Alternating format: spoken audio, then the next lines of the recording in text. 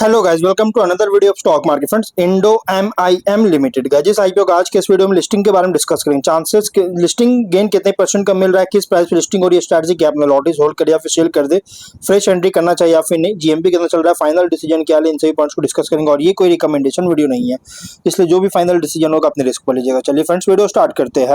तो guys, IPO 23 से 27 तक ओपन था। लिस्टिंग डेट रखा गया 30 जुलाई का, मतलब कल का डेट रखा गया लिस्टिंग डेट, और 485 रुपीज का कट ऑफ प्राइस है और 30 शेयर्स की लॉट्स है। फ्रेश कैपिटल ओएफएस का कॉम्बिनेशन 3811 करोड़ का इशू साइज, 499 करोड़ का फ्रेश कैपिटल जो कि कंपनी यूटिलाइज करेगा बिजनेस में, और 3311 करोड़ जो फंड रेज किया जा रही है इन्वेस्टर के पास जाएगा। बीएसई एनएसई दोनों एक्सचेंज में लिस्टिंग हो रहा है। कल लिस्टिंग होने के बाद किसी में भी ट्रेड कर सकते हैं, और जिनको लॉट में नहीं हो उनके रिफंड्स आज रिलीज किया जाएगा। 3 to 5 वर्किंग डेज का समय लगेगा आपके अकाउंट में शो करने में, और आज ही के दिन शेयर्स डीमैट अकाउंट में क्रेडिट भी होगा। और गाइज, एंकर से 1141 करोड़ का फंड रेज कर चुका है, लेकिन अगर हम ऑब्जेक्टिव की बात करें तो मेनली आउटस्टैंडिंग बोरोविंग्स को रिपेमेंट करना चाहता है और जनरल कॉर्पोरेट पर्पस के लिए फंडिंग चाहता है। लेकिन सब्सक्रिप्शन गाइज नो डाउट बहुत ही स्ट्रॉन्ग हेवी सब्सक्राइब है। क्यूआईबी 204 टाइम का, एचएनआई 50.6, रिटेल 6.7, एम्प्लॉय 9.4 टाइम का, टोटल 72.3 टाइम सब्सक्राइब, और लगभग 1,93,315 करोड़ का बिड किया था। और बहुत ही स्ट्रॉन्ग अलॉटमेंट तो लिमिटेड है, लेकिन सब्सक्रिप्शन बहुत ही हेवी हुआ था, जिसके अकॉर्डिंग जीएमपी 192 रुपीज का ट्रेड कर रहा है। 40% का स्ट्रॉन्ग प्रीमियम पे लिस्टिंग गेन एक्सपेक्ट कर सकते हैं। 677 रुपीज के एस्टिमेटेड लिस्टिंग प्राइस, 5760 रुपीज का एस्टिमेटेड प्रॉफिट सिंगल लॉट पर मिल सकता है। बिजनेस की बात कर देखिए, कंपनी का लिस्टिंग स्ट्रैटेजी, उससे पहले हम इसके वन लाइन में बिजनेस बात करेंगे। प्रेसिशन इंजीनियरिंग कंपनी है जो कि स्पेशलाइज है एमआईएम में, मतलब कि मेटल इंजेक्शन मोल्डिंग टेक्नोलॉजी में, और कंपनी मैन्युफैक्चर करता है हाई प्रेसिशन कंपोनेंट्स का automotive, aerospace, defence, medical, industrial, consumer sectors के लिए, जो कि end to end solutions offer कर रही है, जिसमें डिजाइन और टूलिंग से लेकर फिनिशिंग एंड असेंबली तक।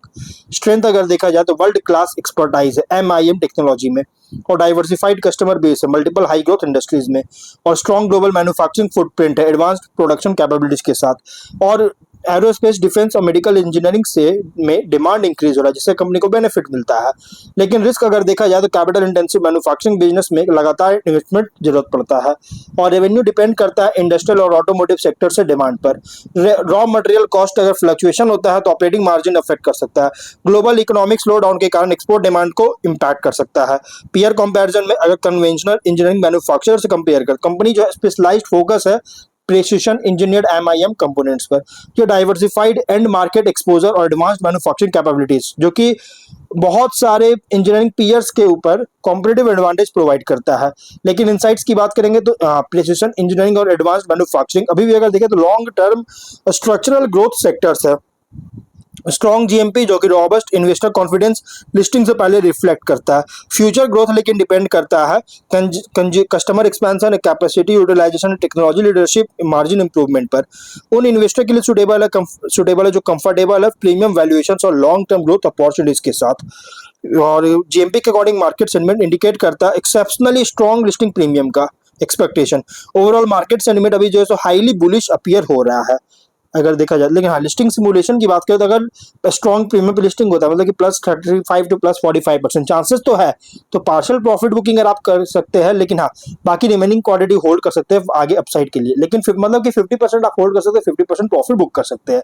लेकिन फ्रेश बायर्स ओपनिंग रैली में चेजिंग अवॉइड कर सकते हैं, कंसोलिडेशन के लिए वेट कीजिए, क्योंकि इसमें जब स्ट्रॉन्ग प्रीमियम पे लिस्टिंग होता है गैस, तो इसमें जो है सो बहुत ज्यादा वोलेटिलिटी देखने को मिलता है, और डिसीजन अपने रिस्क पर लीजिएगा। अगर मॉडरेट प्रीमियम पे लिस्टिंग होता है, मतलब कि +20 +25%, अगर मार्केट बहुत ज्यादा वीक होता है, क्रैश करता है, तो चांसेस है कि मॉडरेट प्रीमियम पे लिस्टिंग हो सकता है। तो फर्स्ट 30 to 45 मिनट अगर आप होल्ड करते हैं तो रीएसेस जरूर कीजिए। फ्रेश बायर्स सपोर्ट का कंफर्मेशन देखिए, उसके बाद आप कंसीडर कर सकते हैं। फ्लैट लिस्टिंग अगर होता है, मतलब कि 0% to +5%, तो 1 to 2 वीक्स अगर आप होल्ड करते हैं तो ट्रेंड मॉनिटर कीजिए। फ्रेश बायर्स क्लियर ब्रेकआउट देखिए, उसके बाद आप कंसीडर कर सकते हैं, एंटर कर सकते हैं। और डिस्काउंट लिस्टिंग अगर होता है, मतलब कि -2 to -10%, चांसेस तो बहुत ही कम है, लेकिन हाँ लेके चल सकते हैं, लेकिन चांसेस बहुत कम है, तो पैनिक सेलिंग अवॉइड कर सकते हैं। इंपॉर्टेंट है सपोर्ट लेवल्स को मॉनिटर करना।